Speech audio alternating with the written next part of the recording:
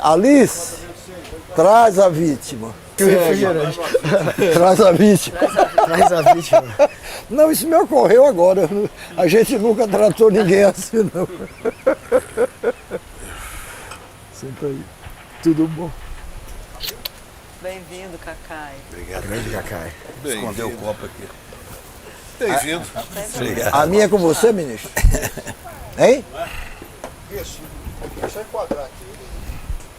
Enquadrado não é um nome que eu gosto, não.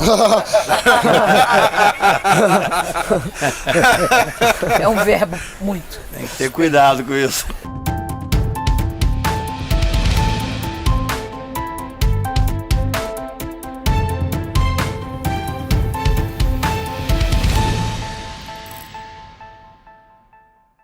Nas contas dele, já defendeu nos tribunais 2 presidentes da República, José Sarney e Itamar Franco. Um vice-presidente, Marco Maciel, 5 presidentes de partido simultaneamente, 40 governadores, dezenas de deputados, pelo menos 15 senadores e mais de 20 ministros de Estado. Sem falar de grandes empreiteiras, quase todas, de bancos, de banqueiros, de empresários de renome. Com razões de sobra, a revista Piauí, num perfil que traçou dele, apresentou-o como o protetor dos poderosos e das celebridades, como inúmeros artistas, entre eles Roberto Carlos. É amigo pessoal de Lula, a quem já recebeu em sua casa mais de uma vez, mas é também de Paulo Maluf, ex-governador de São Paulo. Uma vez foi fotografado de bermuda nos corredores do Supremo Tribunal Federal. Pediu desculpas e seguiu em frente. Não pelos corredores, pela vida. Usa ou já usou boina, pochete, bandana, chapéu, bonés, suspensórios lisos e coloridos, jaquetões de 4 e 6 botões, pulseiras, colares e relógios de formatos distintos. Rolex não. E gosta de cantar, sem se importar com aqueles que gostam ou não da sua voz.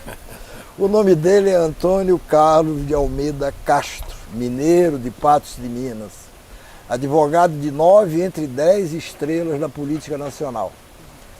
Cacai, como é conhecido, é o convidado de hoje da Confraria do Brito, que contará também com a participação especial dos jornalistas Guga Noblar e Vinícius Nunes, do portal Metrópolis.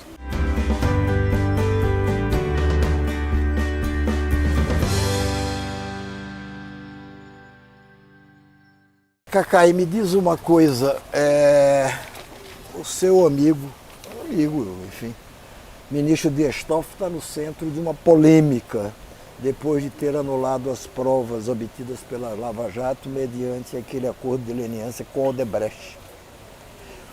Os órfãos da Lava Jato já começam a se perguntar, quer dizer que não houve corrupção? Não houve o escândalo do Petrolão que resultou na condenação de Lula, anulada depois pelo STF? Quero ressaltar a alegria enorme de estar aqui. Para mim é uma honra, ainda mais nesse formato, e fazendo uma alusão ao grande Brito, que é uma figura do nosso coração. São 4 presidentes da República, não são 3, e são mais de 80 governadores, não são 40, mas... Tudo bem, vai se depois. Veja bem, essa história é muito interessante, porque eu fui, se não o primeiro, talvez um dos primeiros, a fazer o enfrentamento das atrocidades que a Lava Jato fazia. E um dos focos era esse. Eu tive clientes, por exemplo, em Geneve, na Suíça, e lá eu tenho parceria com um grande advogado suíço. Ele me dizia das arbitrariedades que o Deltan e os seus comparsas faziam, de levar documentos em mãos, de trazer documentos em mãos. Então, o que é importante nessa decisão do ministro Toffoli, por sinal é muito interessante, até escrevi um artigo para sair agora sobre isso, porque a decisão, ela além de técnica, ela não foi espetacularizada, ela foi colocada no sistema e os jornalistas tiveram acesso. O Toffoli não se manifestou sobre ela. Por isso que, ao contrário do que diz o Lula, as decisões do Supremo têm que ser públicas, necessariamente a bem da democracia. E é uma decisão extremamente fundamentada, que diz aquilo que, de certa forma, o Supremo começou a dizer quando tornou parcial o Moro e anulou aquelas decisões da Lava Jato. O que é importante? E eu fiquei muito feliz ontem com a atitude do ministro Messias. A decisão do Toffoli é técnica. Houve uma quebra da cadeia de custódia, um abuso no direito de investigar. As pessoas têm que esquecer que está no fundo a corrupção, isso e aquilo, e pensar assim, são direitos constitucionais. Se você estivesse sendo investigado, você gostaria de quê? De ter os seus direitos preservados na totalidade ou de, a qualquer custo, passar por cima para tentar, entre aspas, perseguir o corrupto? Isso é a cabeça do Moro. Essa era a cabeça do Moro, do Deltan e de parte dessa podre elite brasileira e parte da mídia que apoiou esse projeto golpista. Eu, desde 2015, corri o Brasil dizendo que aquilo era um projeto de poder. Então, para mim, é extremamente importante ver agora o Supremo Tribunal de uma maneira técnica. Repito, o ministro Toffoli não foi para a imprensa defender a decisão dele, ele simplesmente fez a decisão. E é absolutamente defensável sob o prisma técnico. Ou seja, a discussão não é se ocorreu tal ou qual ato. Ali o que diz é o seguinte: temos que cumprir a Constituição, o devido processo legal e o amplo direito de defesa. Por que o Supremo não adotou essa decisão, então, lá atrás, quando o juiz Sérgio Moro e o TRF4 mandaram, o primeiro juiz Sérgio Moro, depois o TRF4, mandaram prender o então ex-presidente Lula? E por que eles não tiveram esse poder de enfrentar o que vocês referem, aquela onda, né, lavajatista? Porque o papel do Supremo é esse, enfrentar. O Supremo não está ali para fazer o que a opinião pública quer, mas ele está ali para proteger o devido processo legal. Por que ele não fez isso lá atrás? Denise, veja bem, o tempo do processo penal é diferente do tempo do jornalismo e mesmo do tempo daqueles que acompanham o dia a dia da política. Aquilo que era levado aos tribunais naquela época eram questões processuais que muitas vezes deu a impressão, especialmente para os leigos, que toda aquela organização criminosa, porque a Lava Jato é uma organização criminosa, eu falo isso desde 2015, tinha o apoio do Poder Judiciário como um todo. Não é verdade. No momento em que se julgou a parcialidade do Moro, nós temos que ter a noção do que foi aquele julgamento. Tornar um juiz, que era o juiz mais importante do Brasil, um juiz parcial. Significa que ele tinha lado. Depois, felizmente, até escrevi um artigo chamado Santo Hacker, nós tivemos acesso ao grau eu diria até de periculosidade que significava Moro e os seus asséculas. Então, no momento em que foi levado a parcialidade para ser decidido no Supremo Tribunal, o juiz foi tornado parcial. Da mesma forma, foram anulados por incompetente. E agora, num processo em que se discute uma questão seríssima, que é a quebra de cadeia de custódia, a forma inadequada que os procuradores iam para Genebra para trazer documentos, ou para os Estados Unidos, e passavam por cima de qualquer tratado internacional. Então, o mais importante que eu tenho agora, eu como advogado e como cidadão, especialmente como cidadão, é que nós temos que apurar a responsabilidade criminal do Moro, dos procuradores da República, de alguns advogados que se associaram a eles. Veja bem, eu fui advogado de um senador da República que um dia me procurou domingo à noite e disse: Cacai, já te paguei, você é o cara que eu confio, mas recebi um recado da Procuradoria que eu tenho que trocar de advogado. Eu tenho que contratar o advogado X, porque é quem vai fazer aquilo que a Procuradoria quer. Isso é grave. Isso é escândalo. E por que ele não denunciou na época o seu cliente? Não, meu cliente queria ser... Na verdade é o seguinte, quem está sendo processado criminalmente não quer ser preso. Eu poderia ter denunciado? Não, eu ia romper um contrato com o meu cliente. O que eu fiz para ele? Olha, eu não faço o que esse advogado que está entrando vai fazer. É um direito seu, você está com risco de ser preso. Faça o acordo se você quiser fazer, eu estou fora, saí. Mas à época, eu sem citar nomes, porque seria uma quebra de confiança, eu fui à OAB, eu convoquei e falei na imprensa, olha, tem advogados fazendo um jogo de assessoria do Ministério Público. Isso que nós estamos tratando aqui ainda vai dar muito pano para manga. Muito pano para manga. Só para terminar o raciocínio, o Supremo, o ministro Toffoli, ele não fez uma entrevista, ele não fez espetacularização de nada, ele fez uma defesa técnica. Ali houve uma série de quebras de questões constitucionais, mas o mais importante, talvez tão importante quanto a decisão dele, foi a decisão que saiu da AGU, do ministro Messias, logo em seguida, dizendo que está abrindo uma força-tarefa para investigar o que o ministro Toffoli decide. Não houve roubo, então? O que aquelas pessoas confessaram, estavam mentindo? Não, ninguém está tratando... Vai ter que devolver o Barusco, aquela sumidade da Petrobras, vai ter que devolver o dinheiro? O que acontece com todo o dinheiro que foi arrecadado por multas? Isso. Porque na decisão do Toffoli não ficou muito claro. Não, a decisão ficou clara. O que é claro é o que vai ser feito a partir... O que não é claro é o que vai ser feito a partir da decisão. Porque quando foi tornado parcial o Moro, que ele deveria ter sido processado criminalmente, o Supremo não pode dizer que houve uma corrupção ao sistema de justiça e não ter nenhuma consequência. Eu, à época, quando eu terminei o julgamento da parcialidade do Moro, eu escrevi a respeito, dizendo, e agora? Nós vamos pegar a responsabilidade daqueles que corromperam o sistema de justiça? Porque são duas coisas completamente diferentes. Nós tivemos delações, que foram delações, no mais das vezes, absolutamente ilegais e inconstitucionais. Tem um procurador da República que reconheceu que prendia para fazer delação. Isso é tortura. É uma tortura aceita por parte da sociedade. Aquilo que efetivamente ocorreu e que foi condenado, nem de longe é atingido está sob a suspeição agora da decisão do ministro Toffoli. O que o ministro Toffoli disse foi o seguinte: tal prova é ilegal. Aquilo que derivar de uma prova ilegal tem que ser anulado. Então vai ter gente recebendo de volta o dinheiro que diz que roubou. Não sei se vai ter. Isso? Eu não sei se vai ter gente recebendo o dinheiro que diz que roubou. Vão ter empresas que foram penalizadas de uma forma de uso de uma prova ilegal e que terão direito de ir para a justiça recorrer. Hoje eu conversei, por exemplo, com e é bom que seja assim. Sim. É muito bom que seja assim. Ou você respeita o devido processo legal e o direito constitucional, ou nós vamos estar vivendo a barbárie. Quando o Lula ganhou do Collor, do Bolsonaro, eu dizia o seguinte: nós estávamos ali entre a barbárie e a civilização.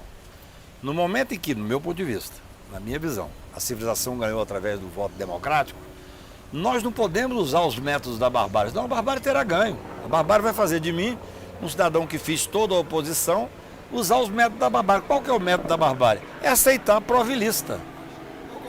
Entendeu? Desculpa só, eu entendo que poderá haver um ou dois casos que você vai saber, mas esse Barusco, por exemplo, nada tem a ver com Barusco. 99% das questões que estão na Lava Jato não serão atingidas. O que será atingido é assim: quem foi condenado por uma prova obtida de forma ilegal, espúria e criminosa, quem tiver essa possibilidade de levantar, tem que levantar. É que talvez abre um precedente um pouco perigoso, né? Não, perigoso é usar a ilegalidade, perigoso é ser desonesto, perigoso é usar a estrutura do Estado, isso é que é perigoso. Existe uma insegurança jurídica no país. Não, existe segurança jurídica quando você diz o seguinte: não se pode obter prova contra a Constituição. Isso é que é segurança jurídica. O resto é história. A segurança jurídica diz o seguinte: o Estado tem o dever e o poder de investir e investigar quem quer que seja, dentro da Constituição. Isso é que é segurança jurídica. É isso que é o devido processo legal. Claro. Tá defensável, está bem explicado, está claro. Mas não te parece, Cacai, que tanto na dimensão da Lava Jato, quanto agora essa decisão monocrática do ministro Toffoli, que há aparentemente um excessivo protagonismo do judiciário? Não, eu tenho dito o seguinte: é muito boa essa pergunta. Eu sou um crítico ferrenho do judiciário, poder patrimonialista, machista, racista. Você pega a foto dos desembargadores de São Paulo, são 300, que é o maior do Brasil, são todos brancos, tem um ou dois que não é branco, e de famílias abastadas. Só que a vida dá, nega e tira, como dizia o poeta maranhense. No momento em que nós quase tivemos uma ruptura institucional, em que o Congresso estava absolutamente acovardado e de quatro, com as suas emendas e tudo mais, a grande maioria, um executivo fascista, através de um presidente da República, quem sustentou a institucionalidade foi o Judiciário. Eu estou louco para começar a criticar o Judiciário. Eu já estou doido para voltar a criticar. Mas, por enquanto, quem manteve a institucionalidade foi, especialmente o Supremo e o Tribunal Superior Eleitoral. Agora, é claro que está na hora de voltar para a caixinha. Já está passando da hora. O Balieiro não tinha o protagonismo que tem. Eu nem diria, eu digo o seguinte, outros. Eu tenho O escrito. Jarrão também é nostálgico. Eu tenho escrito sobre a necessidade de cada um voltar para o seu espaço. Ainda hoje escrevi um artigo sobre isso. Por quê? Porque o judiciário, que sempre quis ser protagonista onde não devia, ocupou um protagonismo necessário. Senão nós teríamos tido golpe. Essa é a verdade. Houve uma tentativa de golpe. Agora, claro. Teve um golpe. Não, teve um golpe. Só não surtiu efeito porque o Bolsonaro não tem o apoio das Forças Armadas. Se ele tivesse o apoio das Forças Armadas, nós estaríamos. Eu, pelo menos, não estaria no Brasil hoje. Boa parte de nós estaria fora do Brasil. Então, assim, eu concordo contigo. Foi importante naquele momento, mas tem que voltar agora cada um a ter o seu espaço. Eu não tenho nenhuma dúvida disso. Mesmo na condução dos processos do dia 8 de janeiro, do dia da infâmia lá, eu acho que já há um exagero em algumas questões. Mas veja bem, quando nós estamos vivendo um momento de extrema instabilidade, de ameaças inacreditáveis. Eu me lembro assim, eu estava no plenário no dia 14 de março de 19, quando o Toffoli anunciou que ia abrir o inquérito das fake news.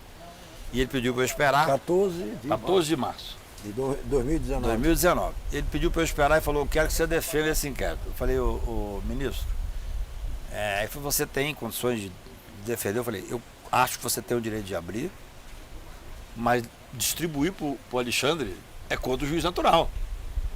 Ele disse, você não sabe o que está acontecendo no Brasil. E eu, como sou um amigo da corte, assim, e tenho... Eu não sou... A vantagem de não ser professor, Noblar. Se eu fosse professor, eu ia dizer, não, mas é contra o juiz natural, eu sou advogado e tenho compromisso com a sociedade brasileira. Eu fui defender o inquérito. E hoje eu tenho uma convicção de que foi um dos fatores que salvou a democracia no Brasil. Explica esse inquérito, porque pode ser que alguns não entendam. O inquérito das fake news era um inquérito que visava investigar quem estava organizando para dar o golpe. Desde de 19, hein? Quem é que estava patrocinando, quem é que fazia fake news. O fascismo, quando crava as unhas numa sociedade, ele crava de diversas formas. Inclusive, dessa forma maliciosa, porque eles não têm escrúpulos. Você discutir com quem não tem escrúpulos é a coisa mais difícil do mundo. Que é inocular o verme da violência e do ódio. O Brasil nunca foi daquele jeito. Nós nos dividimos. Todos nós, ou quase todos nós, perdemos um amigo, ou dois, ou três, ou quatro. Os meus amigos de parte minha, eu deixei vários para trás. Então, assim, o judiciário teve um papel fundamental. Repito, estou doido para voltar a criticá-lo, entendeu? Mas já acho que agora é hora de voltar a ter uma estabilidade entre os poderes. Por quê? Porque nós temos um executivo que pelo menos é democrata, você pode ser contrário a Lula, isso é outra questão. Mas é um executivo que detém... Eu até digo para o Lula, disse... Só o Lula falou lá em casa, no dia da diplomação, que ele não queria ser candidato, só foi candidato porque ele era o único capaz de vencer o fascismo. Claro, teve que fazer uma aliança grande demais, o país está, né, sofrendo um pouco com essa aliança. Mas eu prefiro mil vezes isso, e a liberdade que nós hoje temos, assim, do que viver num ambiente que a gente vivia, que faltava o ar, né? Quer dizer, era um ciclo de giz que criaram um imaginário, onde todos nós éramos aprisionados, na verdade. O Toffoli de ontem proibiu o Lula de ir ao enterro do Neto. O Toffoli de hoje diz que a prisão do Lula foi o maior erro histórico. Qual seria o Toffoli de amanhã? Eu fico me perguntando, porque ele tem oscilado, né? O advogado que tem juízo não critica o ministro Supremo assim, né? Quer dizer, eu advogo o Supremo há 40 anos. Eu prefiro pegar uma decisão histórica como essa que ele deu. Fui contrário quando ele fez aquela decisão específica em relação ao irmão do Lula, claro. Na verdade, ele autorizou, mas ele autorizou, foi tarde, não dava mais Autorizou pra se tempo. encontrar num quartel-general. não dava era pra ir tempo ao pro velório de Lula. fato. A E aí o Lula não autorização foi... E Tanto foi é que- muito tarde, não dava mais nem decisão- tempo do Lula Na chegar. época eu disse a ele que Vocês não estão gostaria... falando, peraí, vocês estão falando Do enterro do Vavá. do enterro do Vavá, o irmão mais velho. Eu disse do respeitosamente, o ministro à época que eu não gostaria nunca de discutir essa decisão com ele. Eu prefiro discutir em público a decisão que ele deu ontem, que é uma decisão histórica, fundamentada, técnica. Repito, até escrevi um artigo hoje dizendo o seguinte: ainda bem que essa decisão é pública, porque o Lula, há 2, 3 dias atrás, disse que as decisões do Supremo deviam ser sigilosas. Um erro histórico. Numa democracia consolidada, como nós queremos consolidar Por que cada você vez acha mais... que ele disse isso? Eu não tenho a pretensão de analisar algumas questões do presidente Lula. O Lula sofreu muito. 580 dias presos, de uma forma arbitrária, inconstitucional, faz com que as pessoas tenham o direito de cometer pequenos erros, vamos chamar assim. Eu sou uma pessoa que acompanha esse processo todo e imediatamente escrevi um artigo que diz: uma decisão histórica e felizmente pública. Porque ontem nós só falamos sobre essa decisão no Brasil inteiro. Só para seguir ainda nessa linha, Cacai, você está dizendo que foi uma decisão técnica.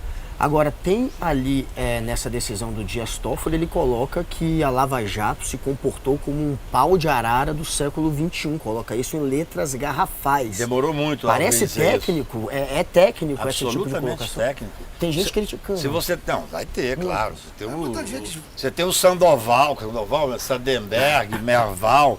Esse povo vai criticar, porque Mas são as viúvas da Lava Jato. Mas o que você achou dele colocar em letras garrafais? Por quê? Ele tentou passar precisava um desse tom. recado? Eu acho que Adjetivado. precisava. Foi muito adjetivado, não, cara? Para mim precisava, eu vou te dizer por quê.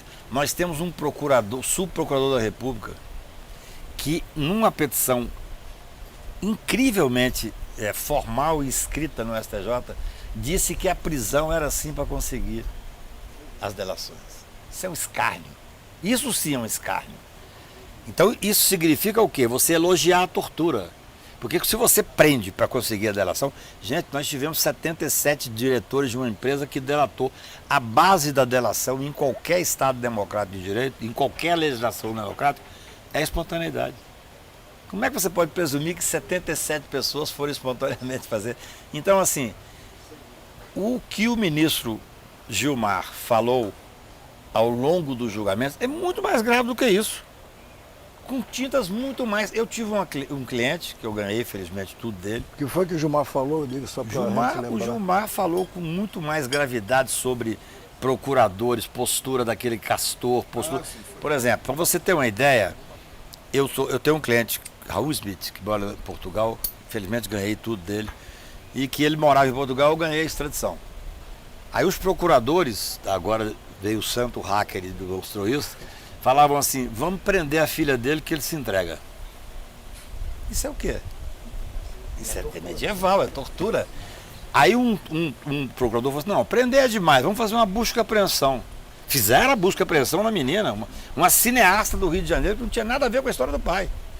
Então, esses métodos, eles têm que ser colocados com a tinta que eles merecem ser colocados. Então você está me dizendo que a justiça não é uma boa justiça? Não existe justiça boa. Na verdade é o seguinte: nós só conseguiremos ter algum tipo de estabilidade, de segurança jurídica, no dia em que nós enfrentarmos esses excessos. Se nós não enfrentarmos os excessos, excesso significa um Moro fascista com apoio da grande mídia posando de herói. Brecht já dizia: triste o povo que precisa de herói.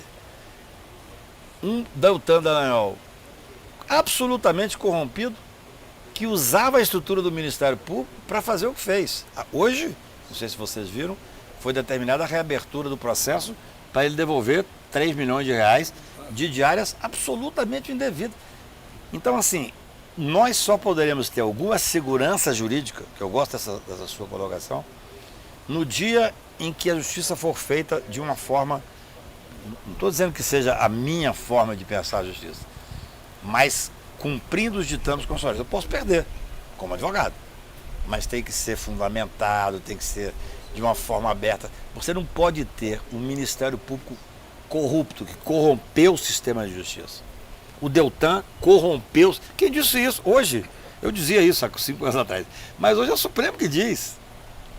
Corrompeu o sistema de justiça, o Moro corrompeu o sistema de justiça, e agora nós vamos fazer o quê? Fazer uma decisão, querer que o ministro Supremo fala, data vênia, discordo dos métodos. Não, não é assim que funciona. Cacai, você é talvez a pessoa que mais entende, compreende o mecanismo das decisões judiciais no Brasil. Você acha que o Moro tem condição de seguir nesse mandato depois dessa decisão do Toffoli? Não, o Moro não tem condições muito antes da decisão do Toffoli. Eu acho que o Moro, lá vocês sabem disso, lá no Mato Grosso tinha uma juíza que se falava Moro de Saia. Foi caçada? Ela foi caçada por corrupção em 1 ano. Ela se elegeu, deixou. Ela fez exatamente o que o Moro fez. Selma? É Selma. Selma. Eu sei porque assim, eu fui advogado de um governador do estado lá.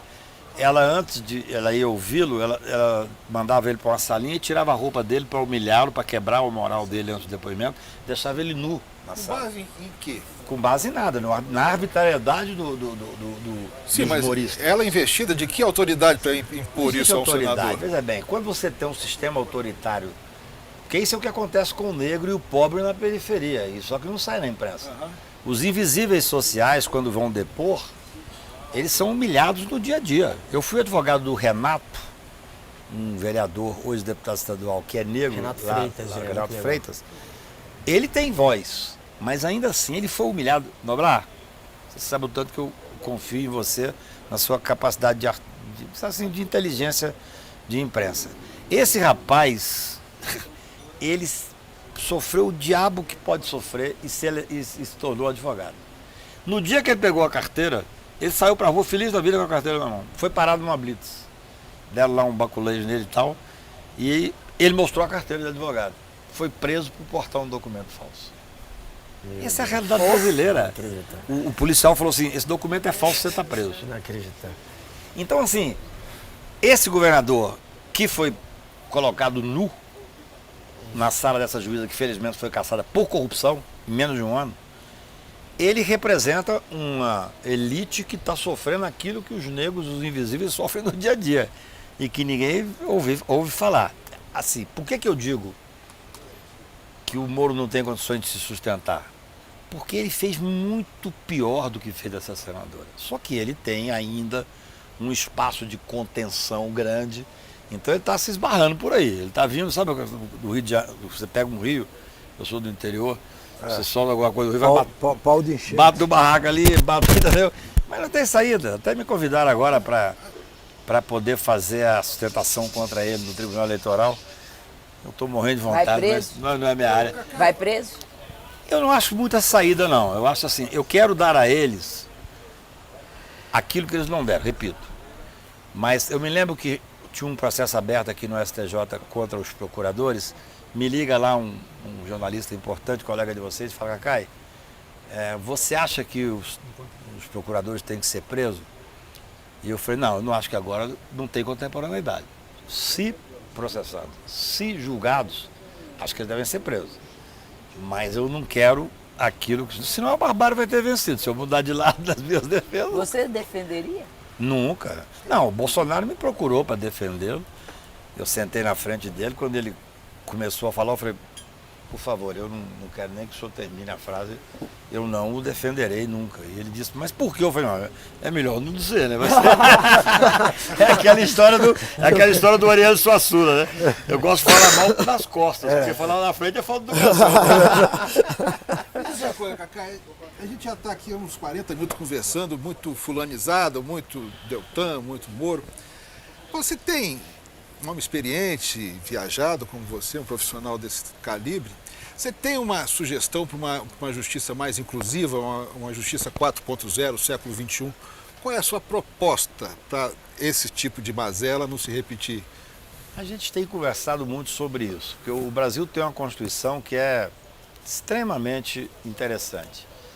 se nós cumpríssemos a Constituição, seria um grande avanço. Para você ter uma ideia, a lei de execução penal brasileira, que a minha grande luta é contra o sistema penitenciário brasileiro. Por exemplo, quando eu entrei com a ADC 43, que foi a ação que deu a liberdade do Lula, o Lula não foi solto por causa da parcialidade do Moro.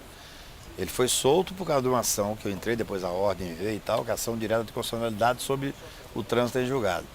Eu fiz essa ação 100% pensando no sistema carcerário brasileiro, não foi do Lula. Depois o Lula se aproveitou, meu querido amigo Zé Disseu foi solto e tal. Se no Brasil as coisas fossem cumpridas, as leis fossem cumpridas, a lei de execução penal não permite que exista um sistema carcerário. Nós teríamos que implodir o sistema carcerário. Então eu acho que o que nós precisamos é investir na educação e, não é uma forma barata de responder não, mas é a verdade, e de fazer cumprir o que já existe. Seria muito bom, nós vamos melhorar. Se você imaginar, por exemplo, a importância de uma mulher negra no Supremo Tribunal Federal.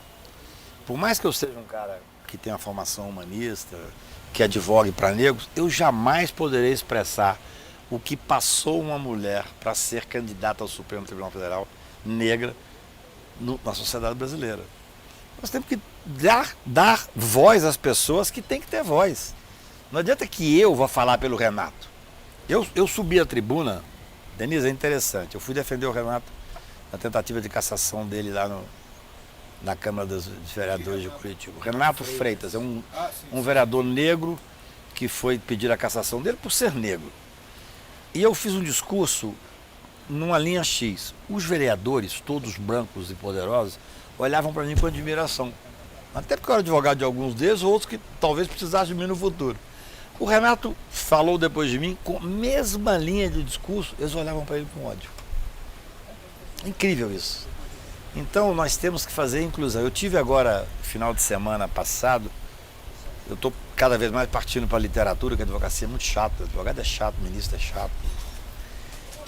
Eu vivo disso, não tenho como esquecer chato isso. E feio, né? Aquelas roupas horríveis, aquela coisa, aquela pompa toda, excelência. A estética agora eu estou propondo, vou falar com o ministro Barroso, não vai adiantar, mas eu respeito muito o ministro Barroso, que mude o rito daquelas sessões. O ministro não pode ler um voto 6 horas. Se tirar a TV Justiça, ninguém lê voto 6 horas. Entendeu? A TV Justiça deveria existir, vai discutir a questão da eutanásia, a questão do marco temporal. Agora, TV Justiça, você acha que foi um erro criar a TV Justiça? No dia que a TV Justiça foi instaurada, eu falei para o ministro Marco Aurélio, ele não vai se lembrar, mas eu me lembro, que no mínimo não poderíamos ter TV Justiça para os processos penais. Vou contar para vocês aqui uma pessoa que provavelmente vocês conheceram. Eu fui advogado do Duda Mendonça. Duda era meu amigo, gênio da raça. Duda, que foi marqueteiro da primeira campanha 2002, quando o Lula se elegeu. Foi processado no mensalão. E eu fui advogado dele e ele foi absolvido. No dia que terminou o julgamento, nós fomos lá numa churrascaria que ele gostava muito lá em Salvador. Pedimos um vinho e ele disse: Cacá, hoje é o dia mais feliz da minha vida. Mas eu, no imaginário popular, eu sou condenado. Porque eu fiquei 6 meses sendo tido como mensaleiro. Abriu empresa fora do Brasil. Não adianta. Então, assim, a espetacularização do processo penal é um crime. Então, só para terminar, a TV Justiça, ela é irreversível, não vamos tirar, mas pelo menos no processo penal ela tem que deixar de existir. Você vai discutir o marco temporal. Você chega perto de uma pessoa, tem a opinião dele formada independentemente de qualquer coisa. Processo penal não, processo penal é fato, você tem uma condenação, que eu digo que é uma condenação acessória sem previsão legal. É um absurdo. Só fazendo um adendo, tem um estudo da Universidade Federal de Pelotas que fala que quando a TV Justiça começou a transmitir os votos, eles aumentaram 15 páginas desde 2017. O Conjur deu uma matéria dizendo que aumentou 30% o tamanho dos votos, porque as pessoas querem... Gente, a vaidade é um dos problemas do mundo. Uma vez me perguntaram assim: Cacá, mas você é vaidoso? Como não ser vaidoso? Me bota uma beca preta, me coloca numa tribuna na frente de 11 ministros sendo transmitido para o Brasil. Porra, é impossível. Eu me sinto até bonito, entendeu? Cacá, eu vou mudar um pouquinho de assunto, mas ainda mantendo no STF. O ministro Cristiano Zanin está sendo muito criticado pelas atuais decisões dele, as mais recentes agora, principalmente na questão da descriminalização da maconha e no voto do marco temporal também, que, né, enfim, ele votou seguindo Moraes. E aí eu queria saber como que você está avaliando o trabalho do seu ex-colega de advocacia. Olha, advogado que tiver juízo não fica criticando o ministro, não, entendeu? O ministro Zanin, eu acho que naquilo que quase que mais me interessa como advogado, que é a questão criminal, eu sou advogado criminal, eu tenho certeza que ele será um ministro garantista, porque as teses que ele defendeu para o Lula são baseadas em princípios que nós, advogados criminais, sempre defendemos. Eu vou discordar dele, quase certamente, nas questões de comportamento. Outro dia eu estava no Palácio, uma questão que o Lula fez lá, e chegou um deputado evangélico para mim e falou assim, você estava lá, e falou assim, Cacai, o que você está achando desse julgamento aí da discriminação da maconha? Eu falei, é um absurdo. Ele falou, que bom que você pensa assim, vamos ao Lula comigo. Eu falei, não, eu sou favorável a descriminalizar tudo. Não tem essa história de 15 gramas, 20 gramas. Então, assim, eu acho que o ministro Barroso, por exemplo, que é um grande ministro, um profundamente preparado, eu discordo muito dele nas questões criminais. Nós temos divergências respeitosas e tal. Na questão comportamental, ele é um dos melhores ministros supremos. Eu acho que talvez a gente está desenhando aí um ministro ao contrário do Barroso. Nas questões criminais vai ser um garantista. Você pode defender o Supremo para as pessoas nesse programa, neste momento? Olha, eu acho o seguinte, eu não tenho nenhuma dúvida de que o Supremo Tribunal e o Tribunal Superior Eleitoral impediu o golpe no Brasil. Claro, aliado a isso, o despreparo do Bolsonaro. Se o Bolsonaro tivesse respaldo das Forças Armadas, o Bolsonaro conseguiu que um grande jurista brasileiro manchasse a sua história para dizer que o artigo 142 diria que as Forças Armadas eram tutores da nação. Você está falando do Ivisgado. É uma infelicidade enorme. Porque assim, se nós não tivéssemos tido a participação do Supremo nesse momento, nós teríamos tido o golpe. Claro, eu acho que o principal foi não sei se você se lembra, uma vez o Mourão estava falando na Globo News. O Hamilton Mourão, vice. O Hamilton Mourão, vice-presidente da República, perguntaram para ele, mas vem cá, e o Bolsonaro intelectualmente? Ele disse, não, ele não tem questão intelectual, não, ele ficou só na força física. O cara é vice-presidente da República, falar isso do presidente da República. O Bolsonaro é um beócio. Mas na época que o Bolsonaro servia ao Exército, ele só se destacou em corridas de curta distância. Daí o apelido que ele ganhou entre os seus colegas, que era Cavalão. Corria bem. O resto não. Eu acho que o paraquedas ele quebrou os braços e as pernas, né? Tem uma história muito famosa dessa. E armado foi assaltado. Só sabia correr, então. Eu não sabia pular. Só sabia correr. Agora, Cacai... Não, desculpa. Não, é só porque tem um ponto que você já abordou no início que eu acho importante esclarecer, porque a crítica que está sendo feita à decisão de ontem é que o povão está achando que vai liberar geral. Que por conta da decisão de ontem, todo mundo vai escapar da Lava Jato. E há pouco, no início da conversa, você falou que 99% não vai afetar 99% dos casos. O Dallagnol ontem falou que afetaria os 400 investigados de mais de 26 partidos. O discurso do Dallagnol foi esse. Ele então está mentindo. É um mentiroso quanto mais, né? Quer dizer, ele está desesperado, está vendo que provavelmente vai ser processado, deve ser preso e tal. Então ele hoje já não tinha credibilidade para quem o conhece. Mas ele ainda se apega a essa credibilidade. Foi cassado, vai ser processado. Eu não gosto que ninguém seja processado, eu sou uma pessoa... Aliás, você devia gostar, né, Cacai? Não. Desculpa te interromper, mas porque você é advogado criminal. Mas só os inocentes que me procuram. O que o Supremo fez ontem, o que o ministro Toffoli fez ontem, foi anular provas que foram obtidas de forma ilegal. Não tem essa repercussão que tem. E nem pode ter, por exemplo, o Barusso, que você citou. Não tem nada a ver com o Barusso, essa história. Não vai devolver dinheiro. Não, nada, zero. Aquelas pessoas... Veja bem... Agora, não e da Odebrecht? Pera, eu queria que ele concluísse essa parte, porque para mim ainda não está perfeitamente claro por que não vai anular tudo, só é pouquinho. Não, explica melhor isso. Não é só pouquinho.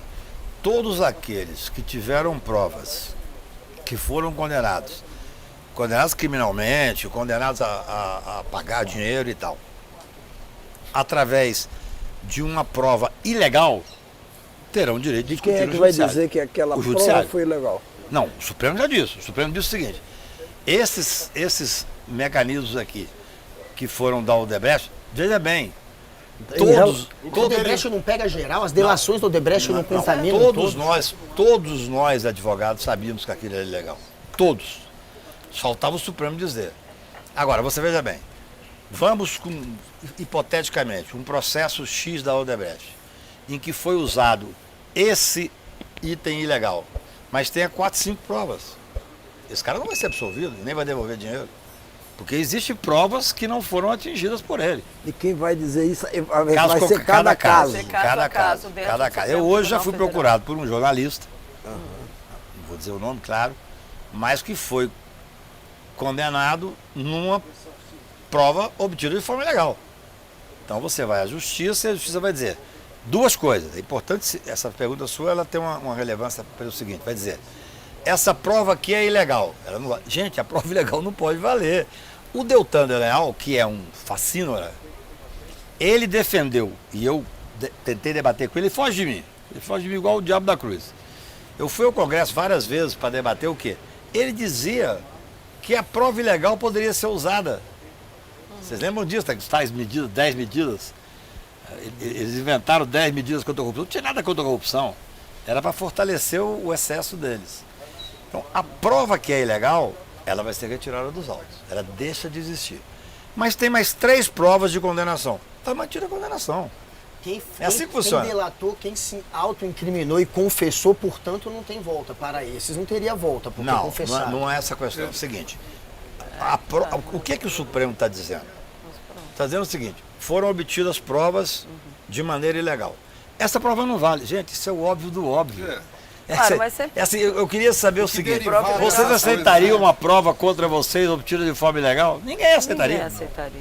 A partir do momento que essa prova for retirada dos autos, eu fui advogado do Demóstenes. Aí tem que ver o que vai sobrar, né? Claro, é isso. O Demóstenes só tinha contra ele. Demóstenes Torres. Demóstenes Torres, senador da República. Foi senador lá pelo Goiás, se eu não me engano. Goiás. O Demóstenes tinha contra ele uma gravação, obtida de forma ilícita. Eu ganhei no Supremo Tribunal Federal que aquela gravação era ilícita. Quando retirou dos autos, não tinha mais nada. Então ele foi absolvido. Neste caso da Lava Jato, quase certamente, quando você tirar essa prova ilegal, para vários deles, vão existir vários outros. Por exemplo, a pessoa que foi lá e fez a delação. A pessoa foi lá, fez uma delação e mostrou 30 hipóteses de crime. Você tira a prova ilegal, fica 29. Vai estar condenado do mesmo jeito, não vai devolver dinheiro nenhum. A importância disso é o contexto de manter a questão democrática.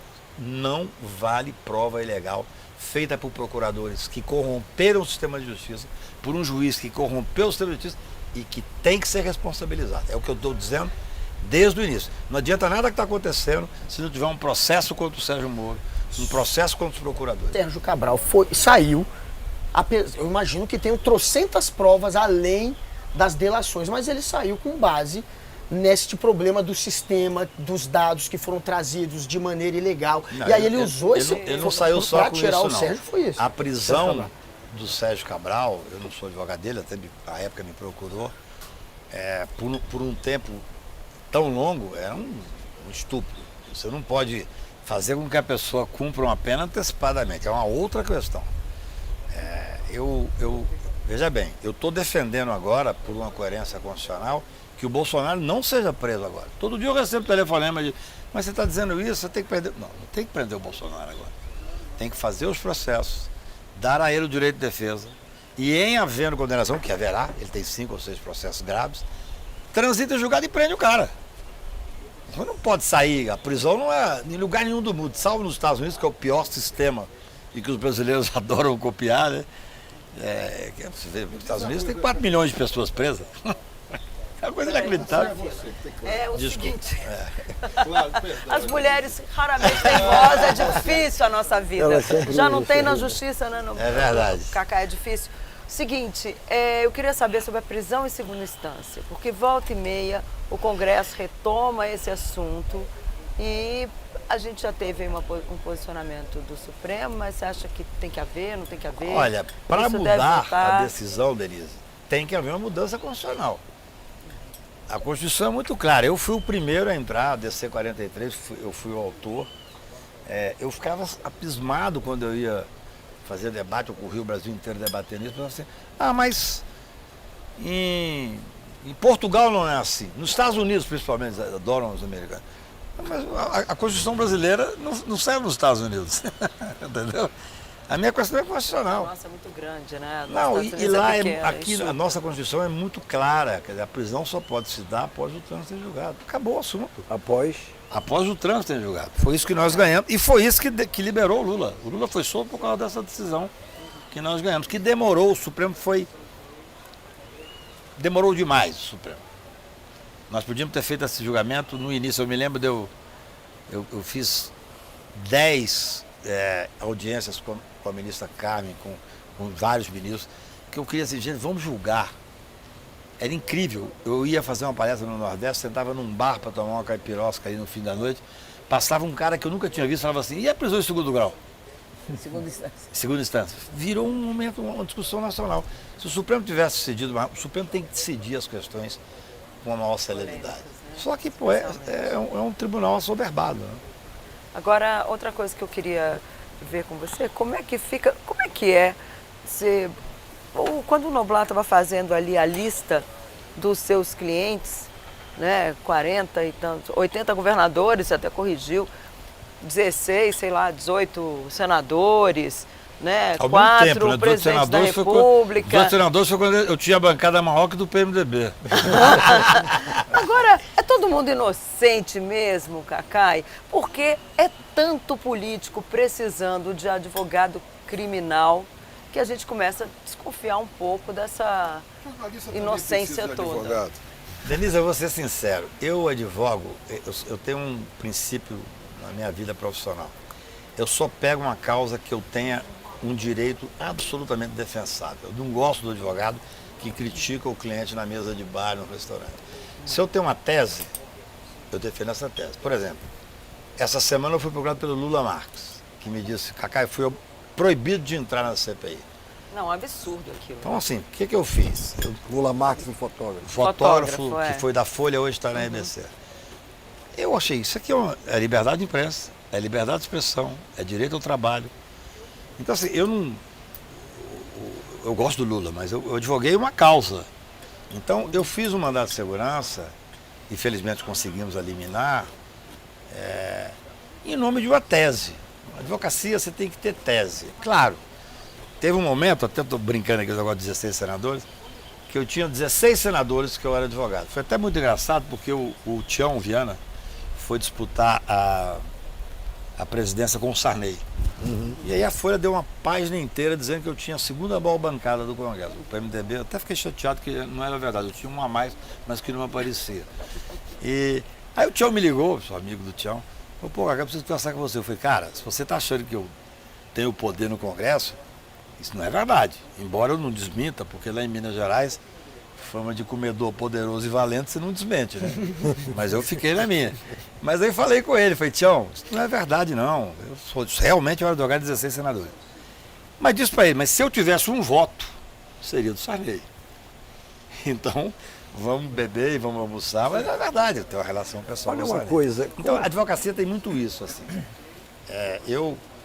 Como eu advoguei para o governador lá atrás, indicado pelo Nilo Batista, e como Brasília tem o foro, eu sou contra o foro privilegiado, mas é um preceito constitucional que eu tenho que obedecer.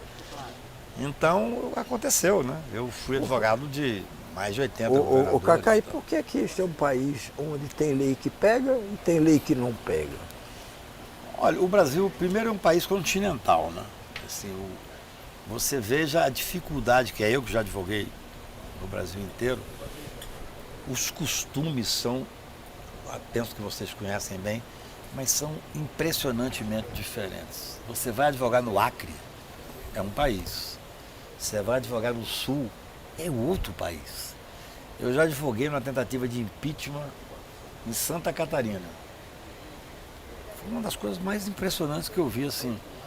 Num dado momento, me acordaram de madrugada porque iam fazer uma invasão no Congresso, na Assembleia lá. E eu adorei aquela ideia para ver de longe, não que eu ia participar. E aí eu pensei num mandado de segurança para impedir a invasão e tal. E aí eu fui ver, olha só como é que são as coisas. Eu era advogado do principal pessoa do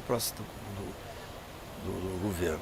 E quem era contra? O principal era o Jorge Morhaus, nosso querido amigo lá do Piantella de tanto tempo. E eu fui ver a composição do governo, tinha uma filha do Jorge Morhaus que era secretária do governo que eu estava defendendo. E que o pai queria derrubar. Aí eu entrei com o mandado de segurança, eu mandei com a medida cautelar e coloquei ela como testemunha. Então eu nunca comentei isso, vou comentar com vocês aqui. Coloquei ela como testemunha e pedi para o governador assim, olha, quando eu estiver chegando no tribunal para dar entrada, pega um jornalista da sua confiança e perguntar assim, por que a Fernanda, acho que era a Fernanda Morhaus, é testemunha? E aí eu estou entrando, vem o jornalista e pergunta, por que a Fernanda Morhaus é testemunha? Eu falei, ela sabe. Nem eu sabia, nem ela sabia. Mas daí 2 horas fizemos um acordo. Não tem limite. Então o Brasil é muito amplo, entendeu? Assim, é muito diferente. O que acontece no Sul é totalmente diferente. Então é difícil. Cacai, qual o seu cliente mais injustiçado? Ah, são vários. São muitos. Todos. É o de hoje. O atual? É o atual. Vem Veja cá. bem, você falou no Maluf. Eu tenho todas as divergências possíveis com o Maluf. E acabei sendo advogado dele, fiz um trabalho super legal. Além disso, ele tem uma adega maravilhosa. Tem uma adega Eu fantástica. jamais acho que você diria fez não o trabalho àquela pela adega. adega. Eu jamais diria não àquela adega. Isso aí é um problema grave. Mas assim, eu acho que talvez o meu cliente mais injustiçado seja uma menina de Brasília, filha do ministro do TSE. A Adriana Vilela é um escândalo o processo dela. Escândalo. Qual é o processo dela? Ela foi processada por ter mandado matar o pai e a caso mãe. da 113 Sul, né? E eu tenho sim. provas Coisa antiquíssima. concretas que ela não está no processo. Mas, quando eu entrei no caso, ela já estava pré-condenada. A mídia, que aqui nós estamos com os maiores jornalistas do Brasil aqui, se a mídia quiser, ela faz um caso impossível. É muito difícil.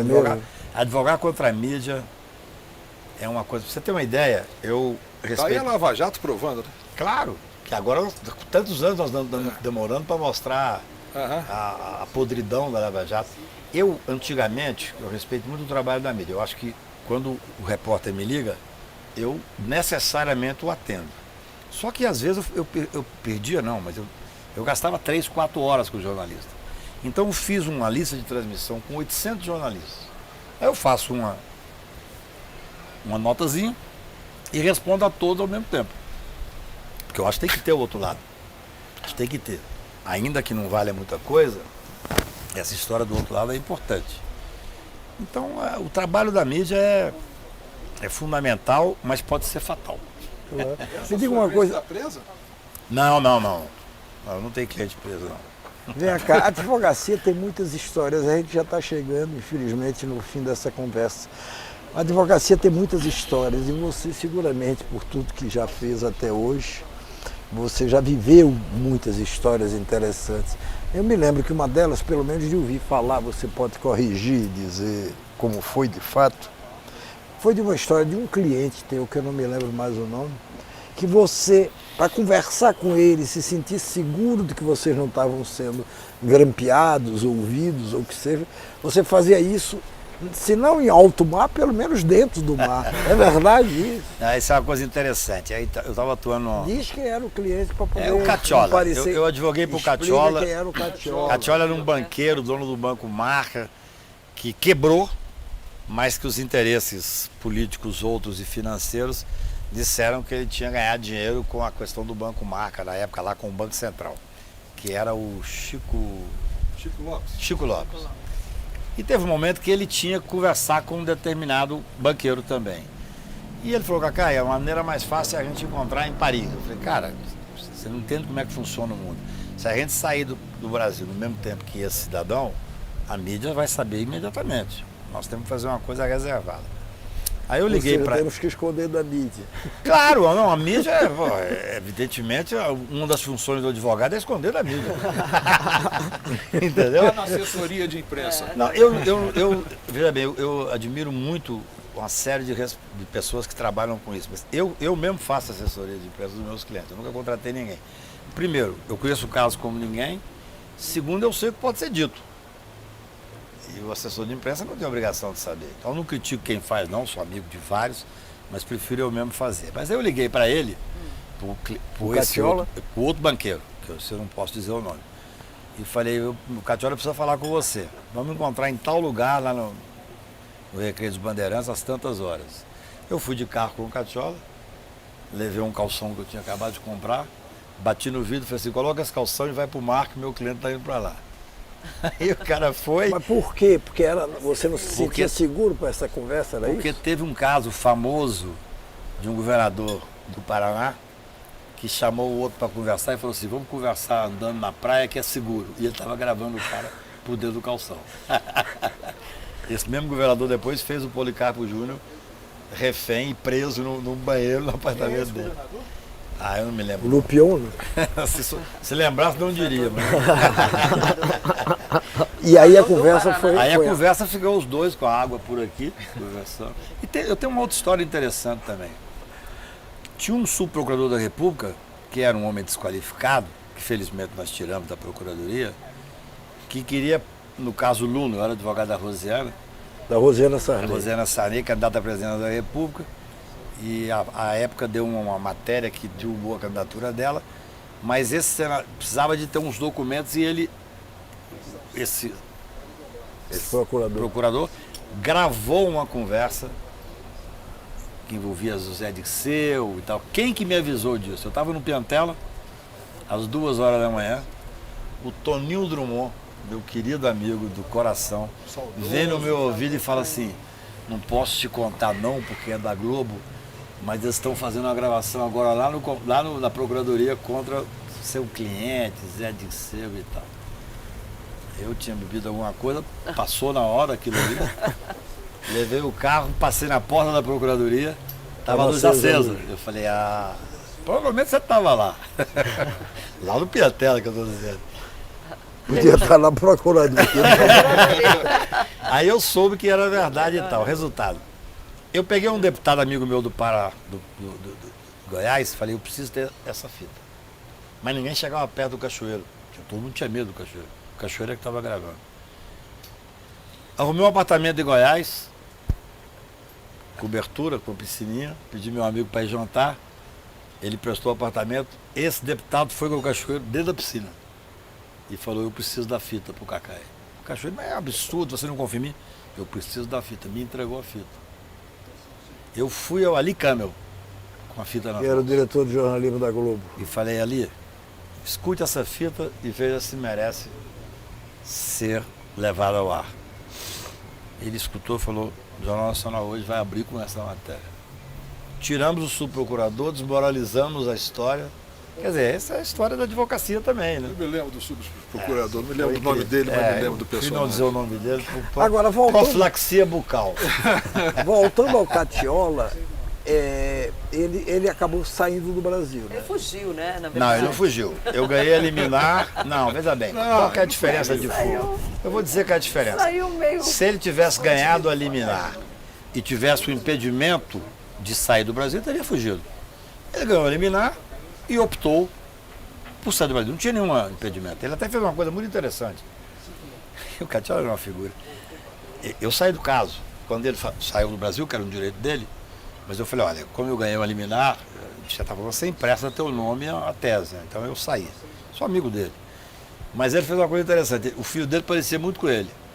Ele estava no posto, lá no ponto 0 preso, ele botou a roupa dele no filho, e o filho entrou no carro e saiu a imprensa inteira. Atrás do filho, atrás do filho. Catiola. Ele pegou um táxi, foi para o aeroporto, pegou um avião e saiu do Brasil. Aí ele foi para Itália. Porque ele era dessa Italiano. cidadania. Ele era italiano. Tinha naturalidade, tem naturalidade. E aí aconteceu uma coisa interessante, Noblar. A hora que eu não sabia de aquilo, e ele ficava, o filho dele ficava passando, a casa dele ali na Barra tinha um negócio de voal assim, fininho. O filho dele passava e os jornais do Brasil inteiro falando assim, Catiola está em casa, sem sair. Ele na Itália. Ele já estava na Itália. Ele foi preso depois em Mônaco. Não, aí o que né? Explica por que ele foi preso. Ele não podia sair da Itália. Aí Ele estava preso na Itália. 3 dias depois ele me liga e fala, Cacai, eu estou na Itália, não te contei, porque você ia colocar talvez alguma objeção. Eu falei, Catiola, eu preciso sair do caso então. Não, você fez o correto, mas é um direito seu. Aí eu fui para Roma e ele falou assim, eu falei, só te dou um conselho, como última coisa que eu vou falar como advogado. Não entre nem no Vaticano, porque você vai estar na lista vermelha da Interpol e vai ser preso imediatamente.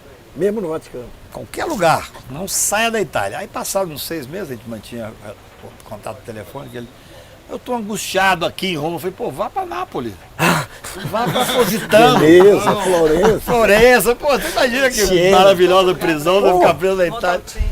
Mas aí ele apaixonou por uma menina.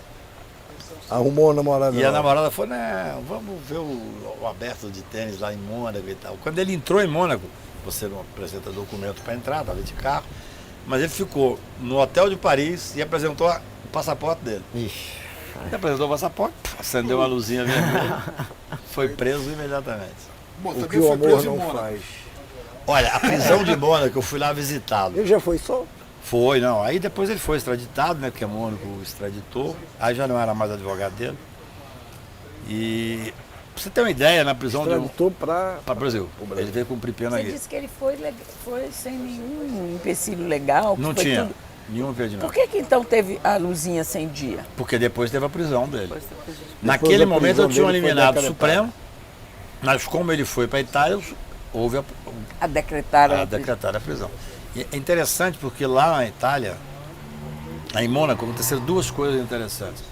Uma delas, ele toda segunda-feira ia uma nutricionista na cela dele, ele falava o que ele queria comer na semana, pagava e eles entregavam tudo para ele tinha uma geladeira e um fogão dentro da cela dele. Então ele. E a outra coisa interessante é que um dia ele teve uma crise e foi para o hospital.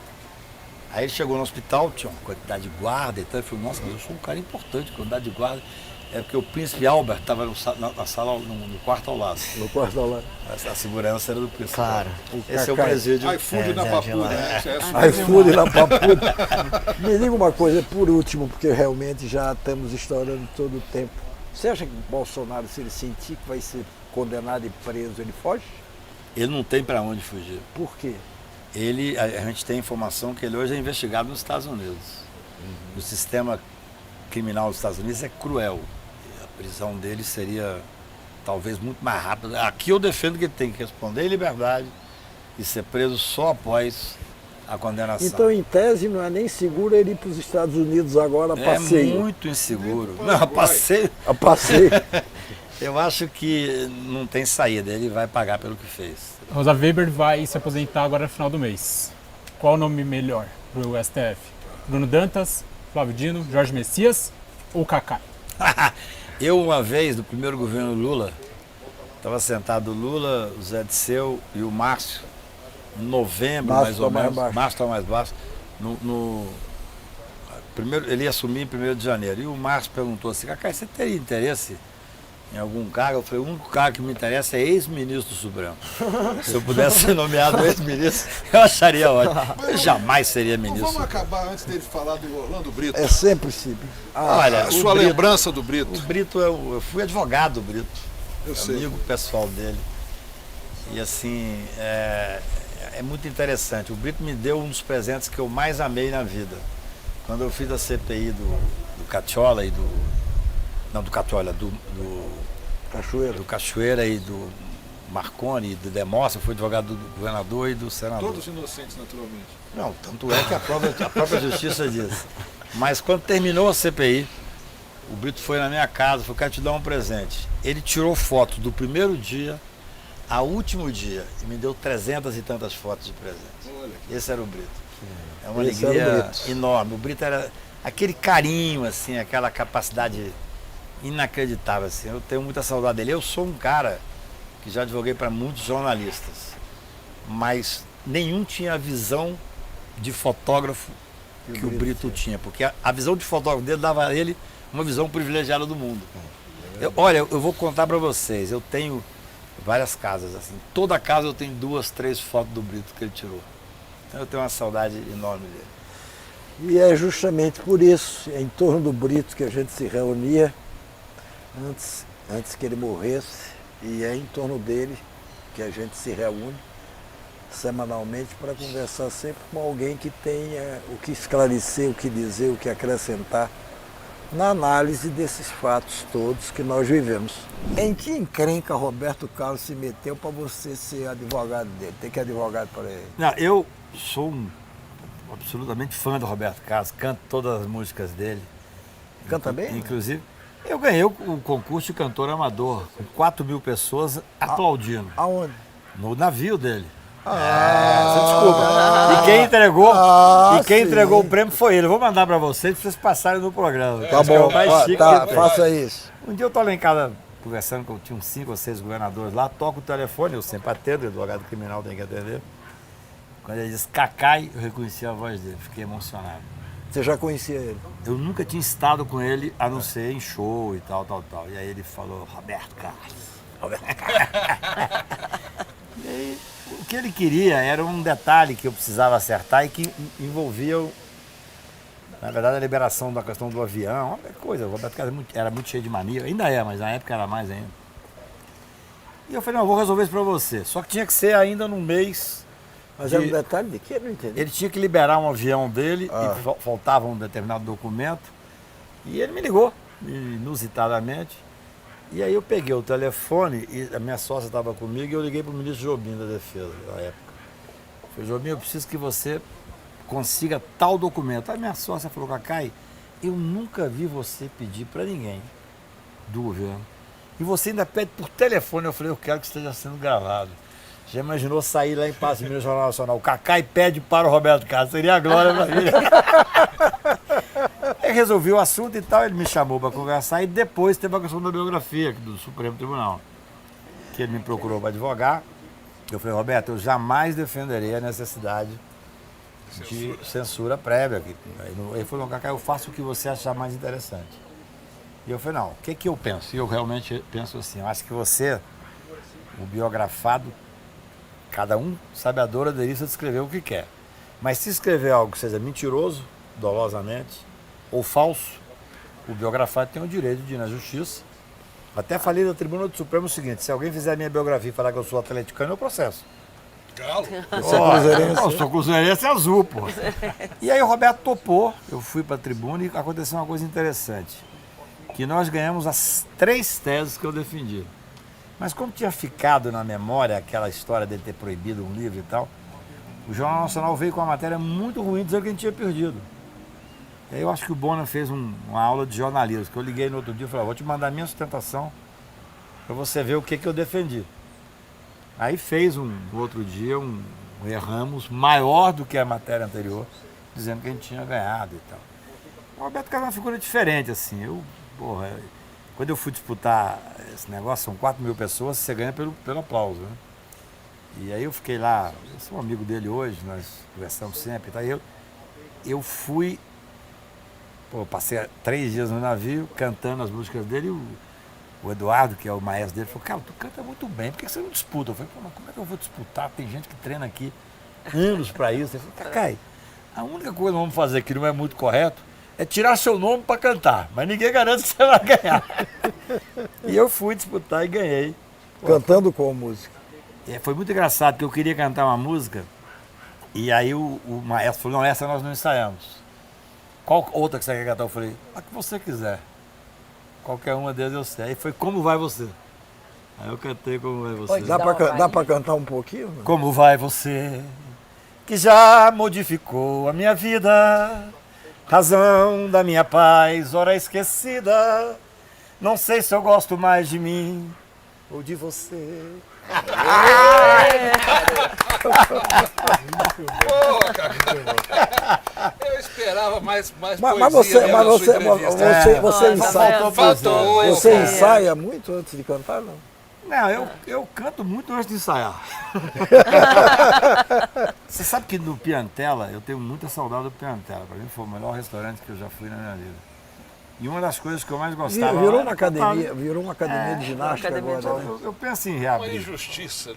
Foi. Uma injustiça histórica. O Piantella era o melhor lugar que E tinha. aquelas fotos todas fantásticas que Você tinha tem dentro do Dentro Piantella. tarantela, né? As Mas histórias por que você vendeu o Cacai? Você foi Porque, sócio ali. infelizmente, quase inexplicável, o Piantella quebrou. Quer dizer, eu sou um sócio líquido, eu só bebo e como, eu não dou palpite na administração. Certo, tem bar ainda, tem restaurante? Eu sou dono do Fuego, para mim hoje é o melhor restaurante de Brasília. Aqui na Asa Sul. Aqui. 113, e sou dono do Amano. Eu sempre gosto de ter restaurantes, mas o Fuego para mim é um protótipo de Piantella, assim, tem muito político e tal, então só preciso levar os jornalistas para lá que não. Mas é O legal. Amano tem uma bela Tinha carta de magia, vinho. né?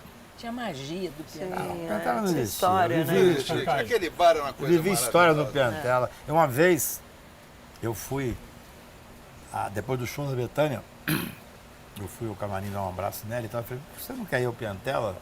Seu irmão vai sempre, o Chico sempre vai e tal. E ela disse, não, no dia que eu canto, eu não vou a lugar nenhum.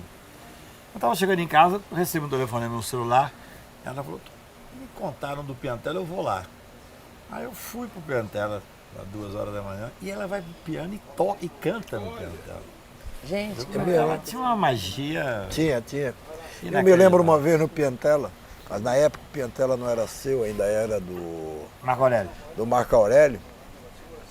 Fernando Lira, ministro da Justiça, Tancredo morrendo lá em São Paulo, já não estava mais aqui, o Sarney tinha subido. E aí Calbi Peixoto estava na cidade e fez um show no Teatro Nacional e depois foi jantar no Piantella. Mas o Piantella estava lotado, não por conta do Calbi, estava lotado porque ele lotava todas as noites naquela época. E aí o Fernando Lira estava lá e de repente chega Calbi Peixoto, aquela coisa, todo mundo tietando o Calbi Peixoto. E aí todo mundo começa a gritar, canta. Calbi. O Calbi resolveu dar uma canja com aquele pianista fantástico. Máriozinho. Eu cantei muito. E aí o Fernando Lira resolveu cantar com o Calbi Peixoto. Porra, deu uma matéria pro Jornal do Brasil, na época eu trabalhava no Jornal do Brasil, fantástico. Quando eu cheguei aqui em 82, mais de 40 anos, portanto, o governo frequentava o GAF, lá no Gilberto Salomão, no Lago Sul, e a oposição Piantella. Eu tenho uma história contigo que você não sabe. Peraí, eu tinha que ter 2 repórteres que todas as noites ia um pro Piantella e um pro GAF. Porque as coisas aconteciam. As coisas aconteciam. Delfim estava geralmente no. Ali as histórias corriam que a gente apurava de coisa. Mas olha a história que você tem. Um dia tem um senador ao meu lado, sentado na mesa, conversando com outro senador, briga. Não, tá bom, então vamos nos encontrar para fazer as pazes. Onde é que você está? Estou no Piantella. Eu também estou. Um estava na parte de cima, outro na parte de baixo. Mas uma vez eu recebi um telefone do Arruda, e eu fui advogado do Arruda. Eu sei. E o Arruda fala assim, eu preciso de um documento seu que diz que você estava com o Noblar na mesa tal dia. Eu falei, eu estava com o Noblar, mas por que eu vou dar esse documento para você? Eu era advogado dele.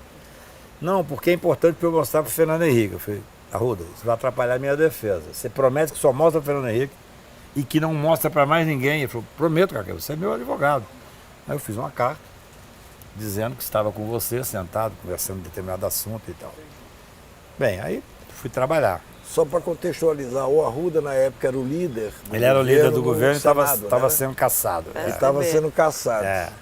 E aí, justamente por uma coisa que tinha acontecido naquela noite que ele te pediu a carta. Exatamente.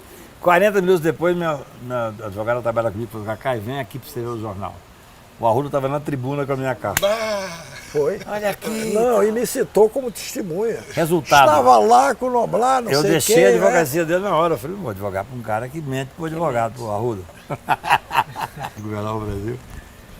O Sig me ligou e falou, Cacá, o Lula vai amanhã a Brasília para falar com o pessoal da CNBB. Da CNBB, era véspera do debate. Aí eu falei, cara, mas tem um debate depois da manhã. Com mas o ele Collor, tem que ir. no segundo Com turno Collor. da eleição presidencial de 89. E aí o Sig falou assim, a gente não tem um carro 4 portas para ele ir a CNBB.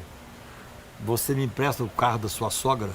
Aí eu emprestei o Monza para pegar o Lula no aeroporto e levá-lo a CNBB. Inclusive, na época eu disse pro Lula assim, Lula, você quer ganhar esse debate? Felizmente não ganhou, felizmente perdeu naquela época. Eu falei, a hora que começar o debate, que o Collor, naquela tradição da Globo, levar a mão para te cumprimentar, você olha para a tela e fala, não pego na mão de um cara que mente sobre isso. Acho que você começa a mudar, Que mente. Que mente. você consegue mudar e tal. Felizmente ele não me atendeu, perdeu a eleição e depois ganhou, estando preparado e tal. Mas o Sig era uma figura rara. Ele foi a única pessoa que nunca aceitou ser ministro do Supremo, né? Aliás, depois dele, só você, né? Mas na verdade é o seguinte, o Sig como eu, a gente tem a noção do papel que a gente tem na história. Quer dizer, o Sig não podia ser ministro supremo. Primeiro que ser ministro supremo é uma carga enorme, né? Na época era menos. Mas você sentar ali e discutir com algumas figuras que a gente não Qual é o respeita seu papel tanto. na história, amigo? Eu Já que você tem, então, acho que a advocacia me deu uma coisa que para mim é muito raro, que é ter voz, né, cara? Isso do caraca. Muito bem, você teve até agora, porque já estourou todos os limites, todos os limites de todas as sessões da Confraria do Brito. E mais uma vez, ponto final.